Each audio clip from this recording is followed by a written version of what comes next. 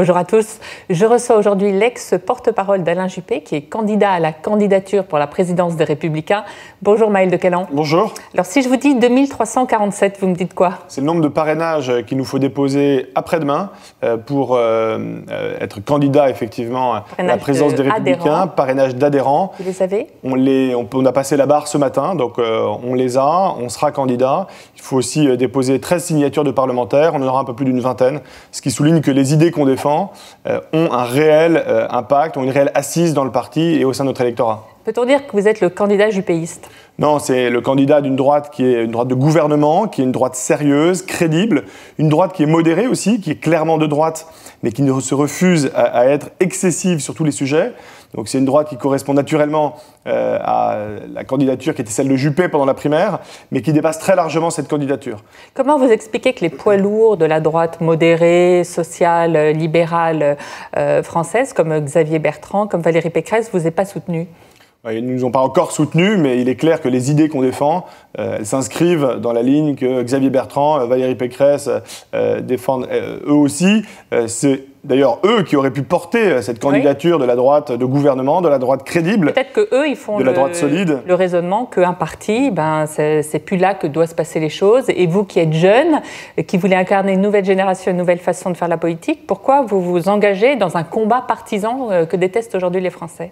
Xavier Bertrand et Valérie Pécresse, ils avaient pris d'autres engagements vis-à-vis de leurs électeurs. Ils n'ont pas jugé utile de s'engager dans cette bataille. Ils peuvent donner un parrainage, vous savez. Mais je crois qu'in fine, soit directement, soit au travers de leurs proches, ils feront savoir qui ils soutiennent et pour qui ils votent. Pour vous répondre, moi je me suis engagé dans cette élection parce que je crois que les partis politiques, aussi impopulaires et sclérosés soient-ils, continuent à jouer un rôle essentiel dans la vie démocratique du pays. Il y a 46 millions d'électeurs et ces 46 millions d'électeurs ne peuvent pas être spécialistes de tous les sujets, de fiscalité, de politique internationale, de sécurité, de justice. Il y a un rôle de pédagogie. Il y a un rôle de pédagogie, il y a aussi un rôle qui consiste à ramener des choix extraordinairement complexes et qui sont très nombreux à des alternatives assez simples, qui ne sont pas forcément binaires, c'est pas forcément uniquement la droite et la gauche, mais à un ensemble de choix suffisamment simples pour que des électeurs comme vous et moi puissent voter en connaissance de cause et pas sur la base de la bonne tête du candidat. Le clivage gauche-droite n'est pas mort. Le clivage gauche-droite n'est pas mort. J'observe d'ailleurs que tous ceux qui, en général, appellent à la suppression du clivage gauche-droite demande à ce que tout le monde se réunisse sur ses propres idées. C'est-à-dire que le clivage gauche-droite, il correspond à un clivage culturel très ancré, très profond, qu'on lit d'ailleurs dans toutes les enquêtes d'opinion en fonction de la position de tel ou tel sur les questions économiques, sur les questions de sécurité et justice. Ce clivage, il est profondément ancré et il a besoin d'être incarné par des partis politiques.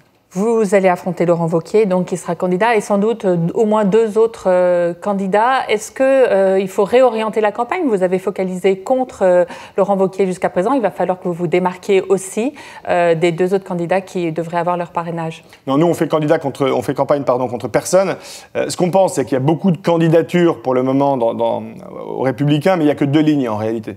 Il y a une ligne qui est très clivante sur la forme et très contestataire sur le fond, une ligne très dure, celle de Laurent Wauquiez, mais qui est aussi celle des autres candidats, Florence Portelli, Daniel Fasquelle, et une autre ligne qu'on incarne et dont on pense qu'elle est majoritaire dans notre électorat, qui est une ligne rassembleuse, ouverte sur la forme, une ligne qui donne envie de voter pour nous et qui, sur le fond, est celle d'une droite de gouvernement crédible, une droite attachée à l'Europe, à la réforme économique du pays. Vous avez écouté le discours sur l'Europe de la Sorbonne d'Emmanuel Macron? Absolument. Et vous en avez pensé quoi? Moi, j'adhère à l'ambition générale qui est portée par Macron de se réengager dans une phase d'intégration européenne. Je crois que dans un monde de plus en plus instable et dangereux, l'Europe est indispensable à la prospérité et à la sécurité de la France. Donc j'adhère à l'ambition générale, mais vous savez, chez les juppéistes, on aime bien regarder les petites lignes, parce que c'est ça à la fin qui importe. C'est quelle politique européenne dans le détail est mise en avant par ceux qui en parlent.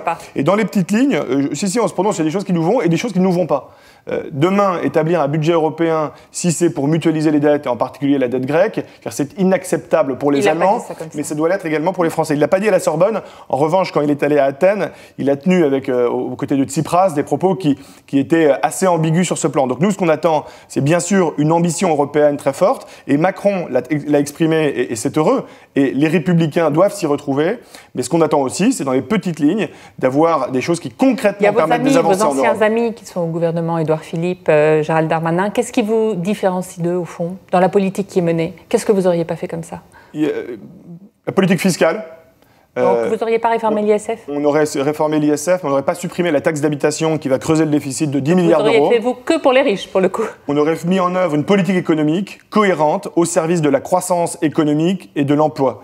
Oui. Mais supprimer la taxe d'habitation, 10 milliards d'euros qui vont creuser le déficit, augmenter la CSG, c'est ponctionner le pouvoir d'achat des retraités. Ce que proposait la droite, c'était de se servir de la TVA, qui est un instrument beaucoup plus utile. Donc sur la politique fiscale, on a de vrais désaccords. Sur la politique budgétaire, on a de vrais désaccords. Vous auriez été plus loin ? 1600 suppressions de postes, enfin en 2018, c'est la stabilité des effectifs, alors même que si on ne réduit pas la masse salariale de l'État et de l'ensemble des administrations... En même temps, on a les fonctionnaires aujourd'hui dans la rue pour seulement 1600 fonctionnaires de moins. Oui, mais si vous voulez, l'autorité politique, le mandat que donnent les Français doit pas être dilapidé à ne rien faire. Si vous voulez, c'est 1600 suppressions de postes, c'est l'assurance que la dépense publique ne va pas baisser, le refus de toucher à l'âge de départ en retraite, c'est l'assurance que la dépense publique ne va pas baisser. Et il faut bien prendre conscience qu'il n'y a pas de baisse d'impôts pérenne s'il n'y a pas de baisse de dépenses. Donc on a des désaccords sur la politique fiscale, la politique budgétaire. Vous auriez été beaucoup plus dur au fond sur la politique. On serait allé beaucoup plus loin parce que je crois que c'est en allant plus loin,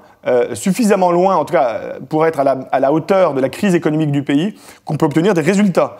Il faut réformer la France sur le plan économique, mais pas seulement, pour obtenir des résultats en matière de croissance économique et en matière de création d'emplois, pour montrer aux Français que ça marche. Les Français, dans leur immense majorité, se moquent bien des idéologies. Ce qu'ils veulent, c'est des choses qui marchent, qui créent du boulot, du travail, qui donnent des salaires. Et ma conviction, c'est que c'est en allant très loin dans le sens de la réforme économique qu'on peut avoir ces résultats. Quelles leçons vous avez tirées, vous, en tant que responsable politique, de cette élection d'Emmanuel Macron, 6 mois après? La première, c'est qu'un parti qui se coupe de ses alliés, comme on l'a fait, un parti qui est laxiste sur le plan éthique, comme c'était le cas des Républicains, un parti qui est maximaliste sur tous les sujets, comme c'était le cas du programme de François Fillon pendant l'élection primaire. C'est un parti qui se prive de toute chance de gagner une élection. Donc la droite, si elle veut remporter demain des scrutins, si elle veut ne pas être le flotteur droit du centre-gauche, mais arriver au pouvoir sur son programme, elle doit être irréprochable sur le plan éthique, elle doit souvenir où sont ses alliés, et ses alliés sont au centre. Et enfin, elle doit porter un programme de réforme extrêmement ambitieux, mais qui ne doit pas être maximaliste, qui doit rester extrêmement crédible et attaché à la culture de gouvernement qui est la nôtre. Merci beaucoup, Maëlle de Calan. Nous nous retrouvons demain pour un nouvel invité des Échos.